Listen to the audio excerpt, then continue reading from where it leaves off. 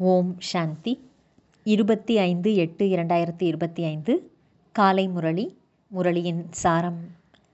பாபா சொல்கிறார், இனிமையான குழந்தைகளே, ஒவ்வொரு அடியிலும் என்ன நடந்து கொண்டிருக்கிறதோ அதில் நன்மை அடங்கியுள்ளது. இந்த நாடகத்தில் யார் தந்தையின் நினைவில் இருக்கிறார்களோ அவர்களுக்கு அதிகமான நன்மை ஏற்படுகிறது. கேள்வி: நாடகத்தின் எந்த ஒரு பதிவினை புரிந்து கொண்ட குழந்தைகள் அளவற்ற மகிழ்ச்சியிலே இருக்க முடியும்? பதில்: நாடக திட்டப்படி இப்பொழுது இந்த பழைய உலகம் விநாசமாகும், இயற்கை சீற்றங்களும் ஏற்படும். ஆனாலும் நம்முடைய ராஜ்யம் உருவாகியே தீரும். இதனை யாரும் தடுக்க முடியாது. இதை புரிந்து கொண்ட குழந்தைகள் அளவற்ற மகிழ்ச்சியில் இருப்பார்கள். மற்றபடி மனநிலையில் ஏற்றம் இறக்கம் ஏற்பட்டாலும், சில நேரம் உற்சாகமாகவும் சில நேரம் சோர்வு ஏற்பட்டாலும் கூட இந்த விஷயத்தில் எந்த விதமான குழப்பமும் அடையக்கூடாது. அனைத்து ஆத்மாக்களுக்கும் தந்தையான பகவான் வந்து நமக்கு கற்பிக்கின்றார், இந்த மகிழ்ச்சியிலே இருக்க வேண்டும். பாடல்: சபையின் நடுவே எழுந்த ஒளி. ஓம் சாந்தி. இனிமையிலும் இனிமையான வரிசைப்படி முயற்சியின் பிரகாரம் சைத்தன்யமான விட்டில் பூச்சி போன்ற குழந்தைகளுக்கு பாபா அன்பு நினைவுகளை தருகின்றார். நீங்கள் அனைவரும் சைத்தன்யமான, அதாவது உயிரோட்டமுள்ள விட்டில் பூச்சி ஆவீர்கள். தந்தையே தீபம் ஆவார். ஆனால் அவரை யாரும் முற்றிலும் அறியவில்லை. பாபா பெரிய தீபமாக இல்லை, அவர் ஒரு புள்ளியாக இருக்கின்றார். நாம் ஆத்துமாக்கள் புள்ளியாக இருக்கின்றோம் என்பது கூட யாருடைய புத்தியிலும் இல்லை. நம்முடைய ஆத்மாவில் முழு பங்கும் அடங்கியுள்ளது. குழந்தைகள் உங்களுக்கு மட்டுமே தந்தை வந்து புரிய வைக்கின்றார், ஆத்மாவை பற்றி உணர வைக்கின்றார். ஆத்மா என்றால் என்ன, பரமாத்மா என்றால் என்ன என்பதை பற்றி இதற்கு முன் உங்களுக்கு தெரியாது. எனவே தேக அபிமானத்தின் காரணமாக குழந்தைகள் மீது பற்றுதலும் இருக்கிறது, நிறைய விகாரங்களும் இருக்கின்றன. பாரதம் விகாரங்கள் என்ற பெயர் கூட இல்லாமல் எவ்வளவு உயர்வாக இருந்தது. அதுதான் விகாரமற்ற பாரதம் இப்பொழுது விகாரமுள்ள பாரதமாக ஆகியுள்ளது. தந்தை புரிய வைப்பதைப் போல வேறு எந்த மனிதர்களும் கூற முடியாது. 5000 ஆண்டுகளுக்கு முன்பாக நான் வந்து இந்த பாரதத்தை சிவாலயமாக ஆக்கியிருந்தேன். நான் தான் சிவாலயத்தை உருவாக்கினேன். எவ்வாறு என்பதை இப்பொழுது நீங்கள் புரிந்துள்ளீர்கள். ஒவ்வொரு அடியிலும் நடந்து கொண்டிருப்பதில் நன்மை மட்டுமே இருக்கிறது என்பதை நீங்கள் புரிந்துள்ளீர்கள். யார் தந்தையை மிகவும் நல்ல முறையில் நினைக்கிறார்களோ அவர்கள் தனக்குத்தானே நன்மை செய்து கொள்கிறார்கள். ஒவ்வொரு நாளும் அவர்களுக்கு அதிகமான நன்மை ஏற்படுகிறது. இதுதான் கல்யாணக்காரி புருஷோத்தமமாக ஆவதற்கான யுகமாகும். தந்தைக்கு எவ்வளவு மகிமை உள்ளது! இப்பொழுது உண்மையிலும் உண்மையான பாகவதத்தின் நிலை நடந்து கொண்டிருக்கின்றது. துவாபர யுகத்தில் பக்தி ஆரம்பமான பொழுது முதலில் வைரத்தால் செய்த லிங்கத்திற்கு பூஜை நடந்தது. இப்பொழுது உங்களுக்கு நினைவு வந்துவிட்டது. அதாவது நாம் பூஜாரியாக இருந்தபோது கோவில்களை உருவாக்கினோம், வைரங்களால் உருவாக்கி இருந்தோம். அப்படிப்பட்ட சித்திரங்கள் இப்பொழுது கிடைக்க முடியாது. இப்பொழுது மனிதர்கள் வெள்ளியால் சிலைகளை உருவாக்கி பூஜை செய்கின்றனர். ஆக பூஜாரிகளுக்கும் எவ்வளவு மரியாதை இருக்கிறது பாருங்கள். சிவனுக்கு அனைவரும் பூஜை செய்தாலும் மிகவும் முறைப்படி பூஜை நடப்பதில்லை. விநாசம் என்பது அவசியம் வரும், அதற்கான ஏற்பாடுகளும் நடக்கின்றன. மற்றொரு பக்கம் இயற்கையின் சீற்றங்களும் நாடகத்தில் பதிவாகி இருக்கிறது என்பதை குழந்தைகள் புரிந்துள்ளனர். யார் என்ன செய்தாலும் உங்களுடைய ராஜ்யம் நிச்சயமாக உருவாகியே தீரும்.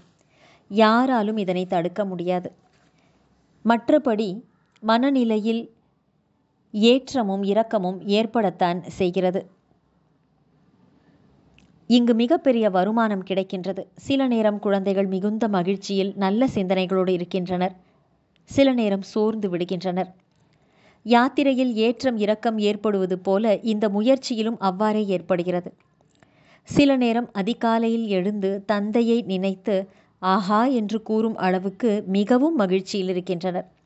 ஆஹா, என்ன அதிசயம்! பாபா நமக்கு கற்பிக்கின்றார் என்று கூறுகின்றனர். அனைத்து ஆத்மாக்களின் தந்தையான பகவான் வந்து நமக்கு கற்பிக்கின்றார். உலகத்தை சேர்ந்தவர்கள் கிருஷ்ணரை பகவான் என்று புரிந்துள்ளனர். முழு உலகத்திலும் கீதைக்கு மிகவும் மரியாதை செய்கின்றனர். ஏனென்றால் பகவான் வாக்கியம் அல்லவா? ஆனாலும் பகவான் என்று யாரை கூற முடியும் என்பது தெரியவில்லை. எவ்வளவு பெரிய அதிகாரத்தில் இருக்கக்கூடிய வித்வான்கள், பண்டிதர்கள் போன்றவர்களும் இறை தந்தையை நினைவு செய்கிறோம் என்று கூறுகின்றனர். ஆனால் அவர் எப்பொழுது வந்தார், என்ன செய்தார் என்பதை மறந்துவிட்டனர். தந்தை அனைத்து விஷயங்களையும் புரிய வைக்கின்றார். நாடகத்தில் இவை அனைத்தும் பதிவாகியுள்ளது. இந்த ராவண ராஜ்யம் மீண்டும் ஏற்படும், பிறகு நான் வரவேண்டியதாக இருக்கும். உங்களை ராவணன்தான் அறியாமையின் ஆழ்ந்த உறக்கத்தில் தூங்க வைத்து விட்டான். இந்த ஞானத்தை ஒரே ஒரு ஞானக்கடல் தந்தையினால் மட்டுமே கூற முடியும். இதன் மூலம்தான் சத்கதி கிடைக்கும். ஒரு தந்தையை தவிர வேறு யாராலும் சத்கதியை கொடுக்க முடியாது. அனைவருக்கும் சத்கதி கொடுக்கும் வள்ளல் பாபா ஒருவர் மட்டுமே. நல்லது. தாரணைக்கான முக்கியமான சாரம். 1. நாம் கோபி வல்லபரின் கோபியர்கள் ஆவோம் என்ற நினைவில் சதா இருக்க வேண்டும். இதே நினைவின் மூலம் சதா மகிழ்ச்சியை அதிகப்படுத்திக் கொள்ள வேண்டும். 2. இதற்கு முன்பு நீங்கள் படித்ததை புத்தியின் மூலம் மறந்துவிட்டு தந்தை சொல்வதை மட்டும் படிக்க வேண்டும். நாம் அனைவரும் சகோதர சகோதரிகள் என்ற இந்த நினைவின் மூலமாக குற்றமான பார்வையை நீக்கிவிட வேண்டும். மாயையிடம் தோல்வியடையக்கூடாது. வரதானம். சேவை மூலமாக யோகயுக்த நிலையின் அனுபவம் செய்யக்கூடிய ஆன்மீக சேவாதாரி ஆகுக. விளக்கம். பிராமண வாழ்க்கை என்பது சேவையின் வாழ்க்கையாகும்.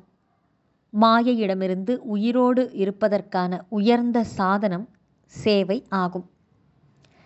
சேவை என்பது யோக யுக்தாக நம்மை ஆக்குகிறது. ஆனால் வாயினால் செய்யும் சேவை மட்டுமே அல்ல. நாம் கேட்ட ஞானத்தின் இனிமையான வார்த்தைகளின் சொரூபமாக மாறி சேவை செய்ய வேண்டும். அவ்வாறு சேவை செய்யுங்கள். சுயநலமற்ற சேவை செய்யுங்கள். தியாகம் தபஸ்யாவின் சொரூபத்தின் மூலம் சேவை செய்யுங்கள். எல்லைக்குட்பட்ட ஆசைகளில் இருந்து விடுபட்டு ஆசையற்ற மனநிலையிலிருந்து சேவை செய்யுங்கள். இதைத்தான் ஈஸ்வரிய சேவை மற்றும் ஆன்மீக சேவை என்று சொல்லப்படுகிறது.